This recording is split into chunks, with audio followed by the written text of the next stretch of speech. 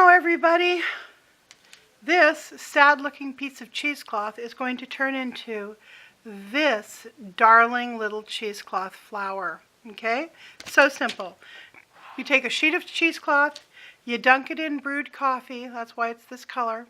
You squeeze it out, throw it over the fence, let it dry.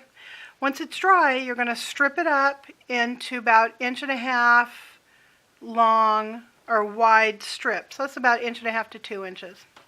Then what you're going to do is you're going to ruffle it up so that it looks like this piece here. So that it looks like this piece here. Very simple.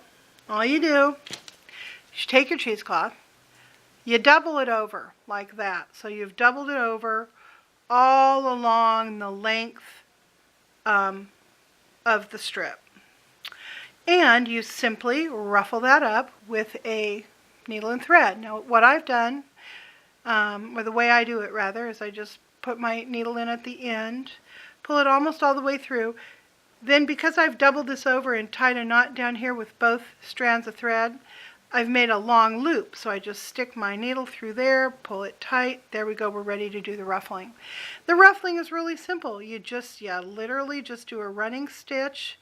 I'll usually go about, I don't know, maybe 3 or 4 inches along the length. And I pull my thing, you don't want to pull it super tight all the way like that. You just want to kind of ruffle it up a little bit. Maybe decrease its length by half, let's say that.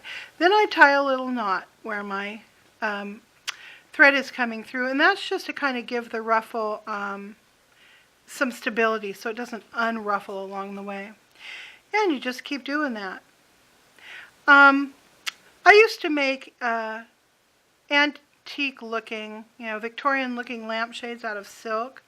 And the story I was told was that those lampshades became popular back around the turn of the 19th century because prostitutes in cat houses would tear apart their lingerie, their old holy lingerie, and they would cover lamp shade armatures with it.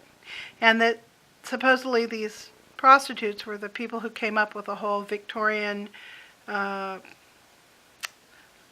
silk-covered lampshade. I don't know if that's entirely true, but it makes for a great story. It also makes for a good setup for the next thing observation I'm going to share, and that's that these little flowers, okay, I imagine a whole bunch of mummies sitting around. They've just rewrapped their wrappings, right? And they're sitting around down in that pyramid somewhere, and they've got all their old, nasty, dirty, coffee-stained looking wrappings, and they're sitting there just busily shredding them up and turning them into pretty little flowers to decorate stuff with. So I call these mummy flowers because for all the world this stuff looks like mummy strip wrapping to me. So that's just how my weird mind works.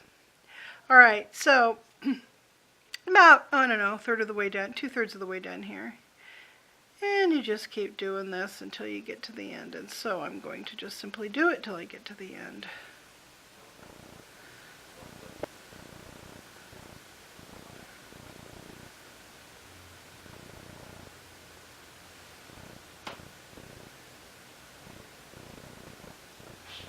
Okay, so you tie it off at the end with a little double knot.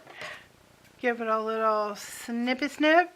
And now you have a piece with which to make the blossom part of your flower. The way I did that is I just cut out some circles out of cardstock. And this is where you take your ever important glue gun, and what you're going to do is you're going to start gluing this thing to the edge like so. Lay down about, I don't know, maybe 1/3 of the way around, and you're going to take, it doesn't matter which end you start with, you're going to take and you're going to lay that down along the edge there. So that's what it looks like, and that dries immediately.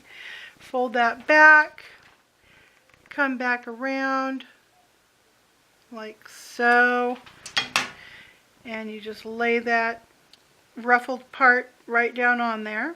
So now you've got something that looks like this. Now what you're going to do is you're going to put your glue to the inside, and you're going to run the rest of it around inside there. So run some glue about halfway around, and you just slap that puppy in there like so.